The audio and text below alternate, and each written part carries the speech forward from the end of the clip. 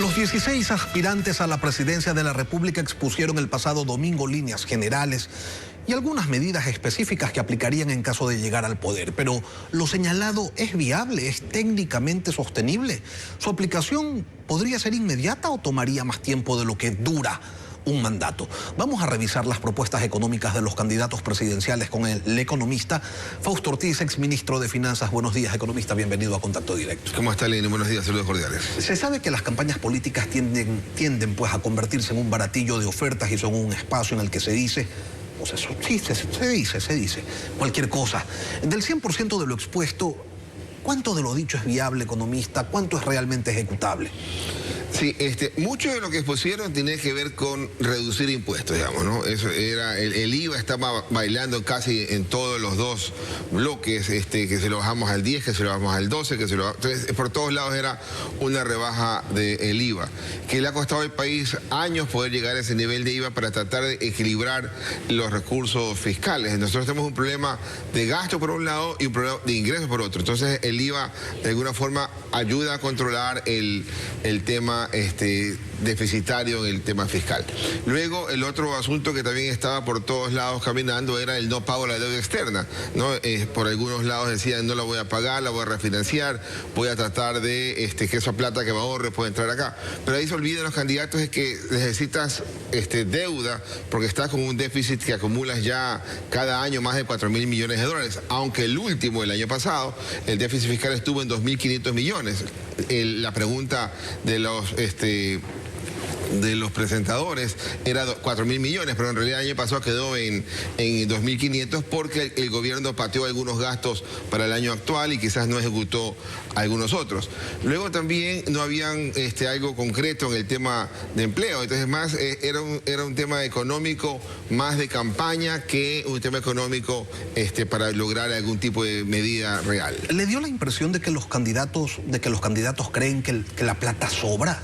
Unos decían pues que el dinero lo tienen los ricos y que hay que quitárselo, otros que la plata está en Suiza y que hay que repatriarla, otros que el dinero está bajo tierra y que se lo debe extraer sin un plan definido, otros lo que usted señalaba, que se debe dejar de pagar la deuda como si eso no tuviera pues ninguna consecuencia. ¿Es así de sencillo? Sí, ese era el mensaje, ¿no? Hubo una pregunta, una réplica de un candidato presidencial a otro que le decía, oiga, usted dice que va a tomar de las reservas que fueron 6.700 millones de dólares, va a tomar plata, pero esa plata no es suya, de alguna forma le decía el candidato en la réplica. Es claro que la gente es más fácil decir, mira, ahí hay plata en la Reserva Internacional, casi 7.000 millones de dólares, ¿por qué está en Suiza cuando debería estar acá? Pero tiene una lógica ahí atrás, pero a los candidatos no les interesa mucho la lógica económica, le interesa mucho más el poder sobresalir, destacar, que sean vistos, observados y tratar de ganar un voto. Digamos, de alguna forma hay que distinguir esta etapa preelectoral, hay que distinguir lo que pasa en la primera vuelta, que están tratando 14 candidatos de llegar a solamente 2 puestos. Entonces, quizás más adelante vaya a irse enfocando más las cosas. Y mire que la candidata que quizás González, la candidata que... ¿Cuál de las dos? La candidata Luisa González, que está con el presidente Noboa al arranque del debate en los 2 primeros lugares de preferencia, y vamos a ver cómo termina en estas últimos casi 2 semanas.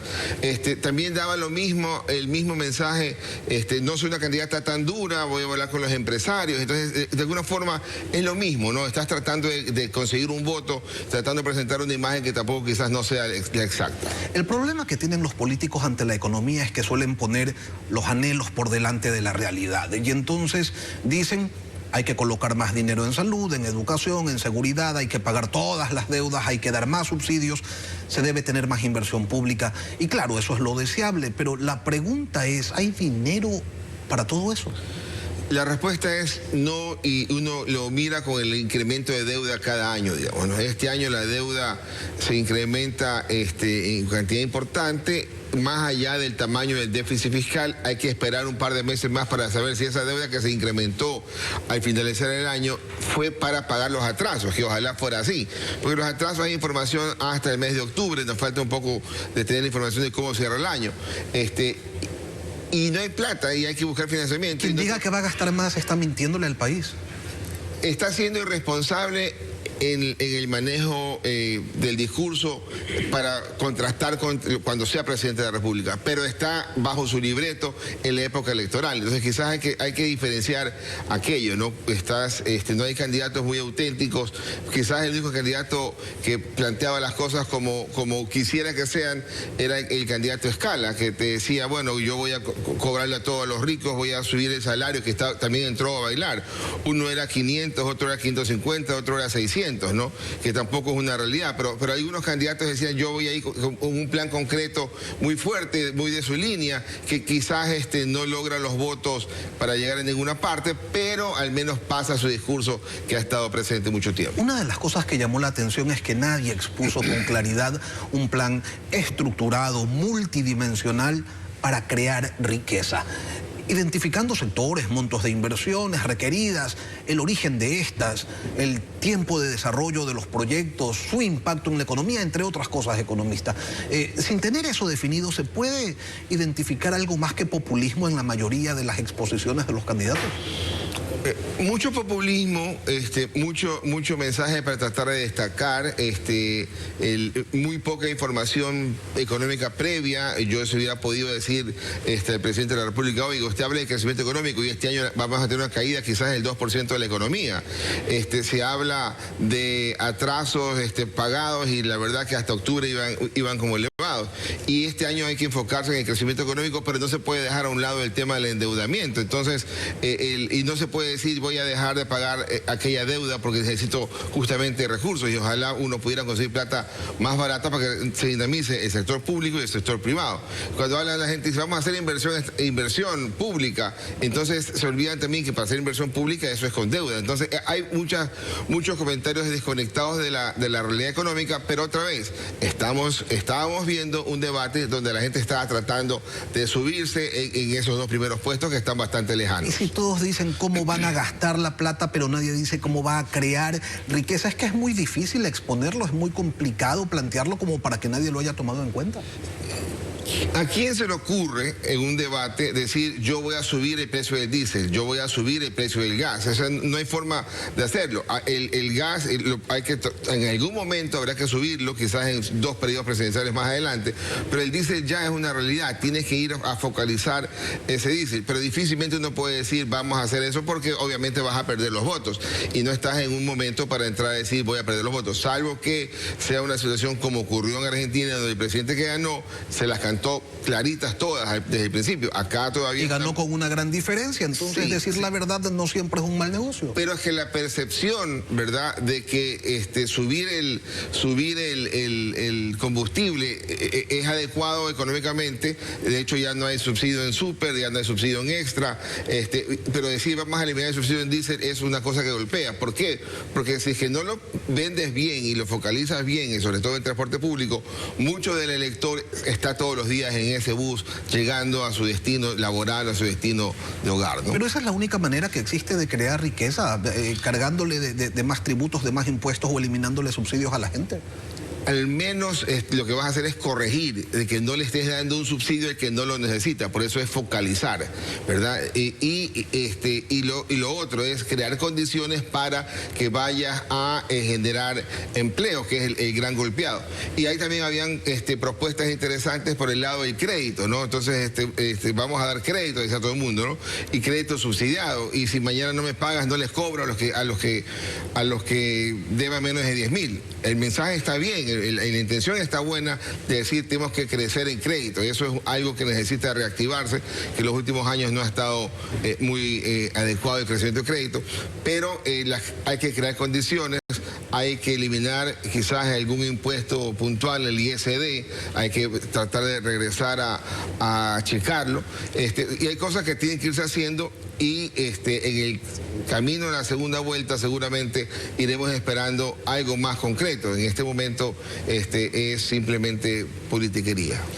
Pero nadie habló por ejemplo, de reducir el gasto del Estado. El rol de pagos de la burocracia se lleva la totalidad de la recaudación del IVA, quizás incluso un poquito más. ¿Por qué existe tanto temor a afrontar los problemas estructurales del Estado y no se plantean soluciones ante aquello?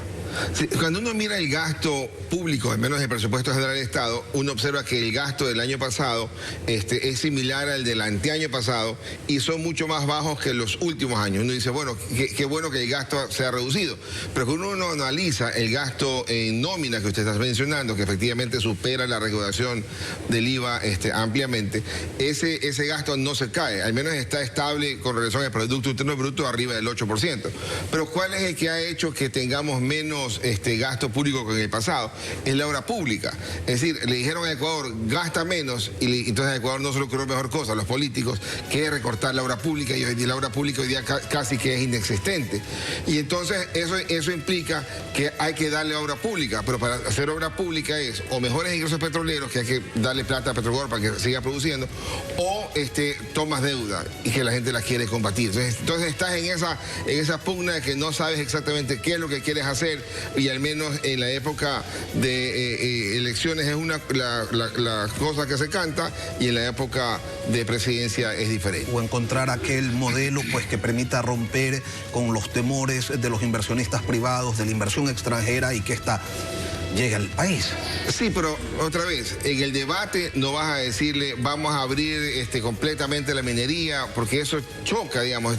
Hay cosas, hay tabús, es verdad, en este tema económico. La inversión extranjera directa es el año pasado tan mala como el anteaño pasado, que fueron de las peorcitas de los últimos 15 años. Y claramente ahí hay un espacio para tratar de decir, este país quiere ser atractivo, queremos que traigan inversión para que se fomente. Pero eso no vende. Al final del día los candidatos estaban tratando de venderse, de posicionarse, para tratar de decir, yo quiero tu voto, y después hablamos del resto. Fausto Ortiz, ex ministro de Finanzas, gracias por acompañarnos, economista, hoy. A usted, Lenín. Muchas gracias.